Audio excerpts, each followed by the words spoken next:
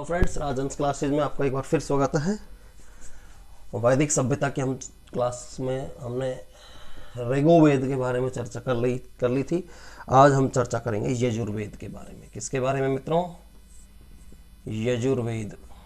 ठीक है, यजुर्वेद के बारे में चर्चा करेंगे। और इस यजुर्वेद में का अर्थ है सूत्रों का वेद। क्या है? सूत्रों का वेद। ठीक है, क्या है इसका अर्थ? यजुर्वेद का सूत्रों का वेद। इस वेद में यजुर्वेद है, इस वेद में यज्ञ करते समय या यज्ञ के समय जो मंत्र बोले जाते हैं उन मंत्रों का वर्णन इस यजुर्वेद में किया गया है, या इनकी जानकारी, इन मंत्रों की जानकारी इस यजुर्वेद में दी गई है। कौन से? जो यज्ञ के समय बोले जाते हैं। इस वेद में राजस्व यज्ञ और वाजपेयी यज्ञों का सर्वप्रथम उल्लेख मिलता है। कौन कौन से यज्ञों का? राजस्व यज्ञ का और वाजपेयी यज्ञ का। ठीक है, सर्वप्रथम उल्लेख मिलता है। सर्वप्रथम उल्लेख मिलता है कौन से वेद में? यजुर्वेद में। कौन से वेद में? यजुर्वेद में ये सर्वप्रथम उल्लेख मिलता है राजस्व यज्ञ का और वाजपेयी यज्ञ का। इस वेद में यज्ञ के समय जो मंत्र बोले जाते हैं उन मंत्रों का उल्लेख मिलता है। यजुर्वेद के दो भाग हैं। यजुर्वेद के दो भाग हैं। यजुर्वेद के दो भाग हैं। कौन कौन से? एक तो है कृष्ण यजुर्वेद। क्या है मित्रों? कृष्ण यजुर्वेद। और जो दूसरा भाग है वो है शुक्ल यजुर्वेद। दूसरा है शुक्ल यजुर्वेद। ठीक है, यजुर्वेद के दो रूप हैं, दो भाग हैं। एक तो कृष्ण यजुर्वेद और दूसरा शुक्ल यजुर्वेद। यानी जो हमारी हिंदी जो कैलेंडर होता है उसमें जो पक्ष होते हैं, कृष्ण पक्ष और शुक्ल पक्ष, तो उसी आधार पर यजुर्वेद के भी दो भाग हैं, कृष्ण पक्ष और शुक्ल पक्ष। ठीक है, सॉरी, कृष्ण यजुर्वेद और शुक्ल यजुर्वेद। ठीक है, इस वेद का अंतिम भाग ईशोपनिषद है। इस वेद का जो अंतिम भाग है वो ईशो उपनिषद है, जिसका संबंध, इसका जो यजुर्वेद का जो अंतिम भाग है, यजुर्वेद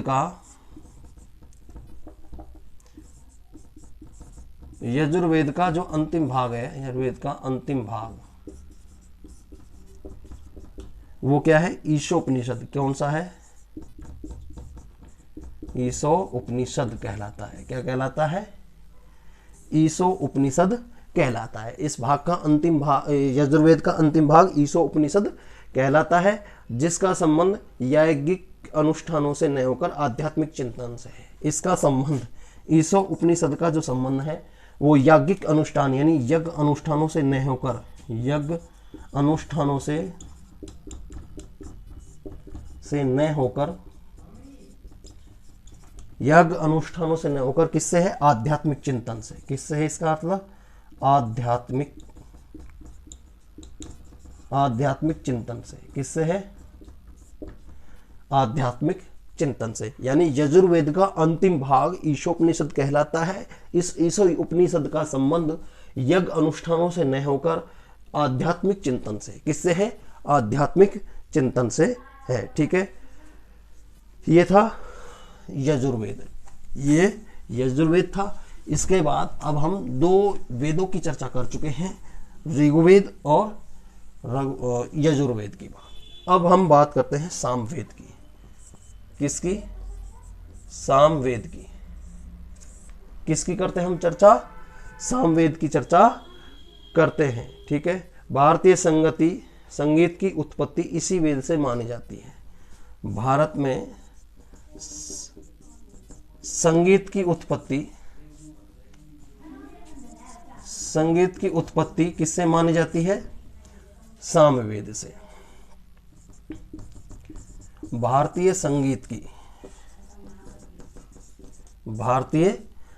की उत्पत्ति किससे मानी जाती है? सामवेद से। ठीक है, इस वेद में सभी मंत्र गेय रूप में हैं। इसमें जो मंत्र हैं सामवेद में, ये सारे मंत्र गेय रूप में हैं,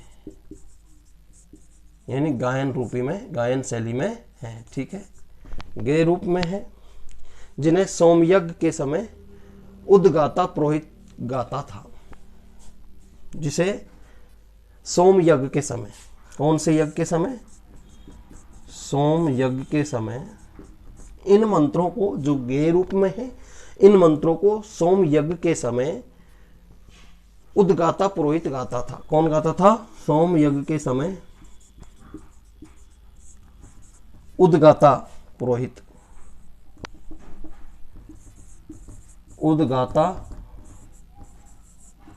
गाता था।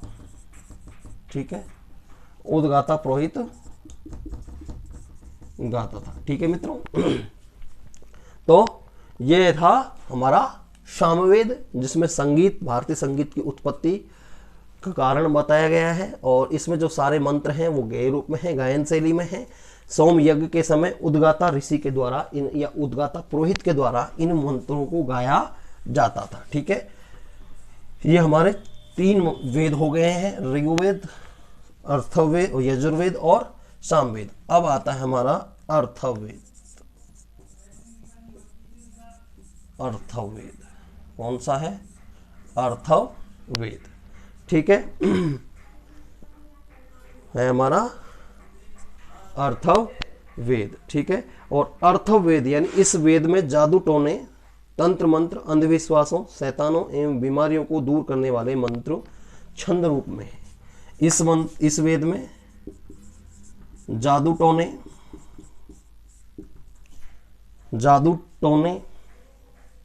और तंत्र मंत्र,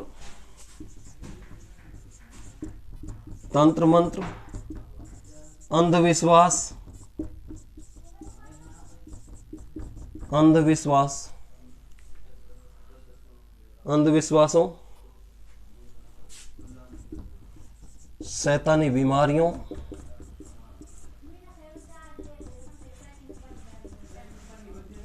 शैतानी बीमारियों को दूर करने वाले मंत्र हैं,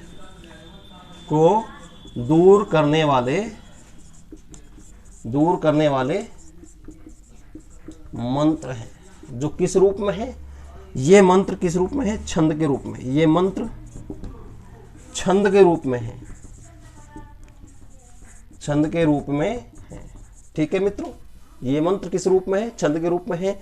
ये जादू टोने, अंधविश्वास और शैतानी बीमारियों को दूर करने वाले मंत्र हैं, जो अथर्ववेद में शामिल हैं। ठीक है, ये वेद युद्ध वर्ग से संबंधित है। अथर्ववेद जो है ये युद्ध वर्ग से संबंधित है। कौन से वर्ग से संबंधित है मित्रों?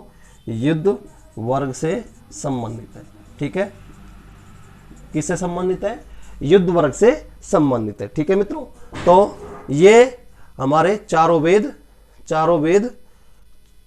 पूरे हुए।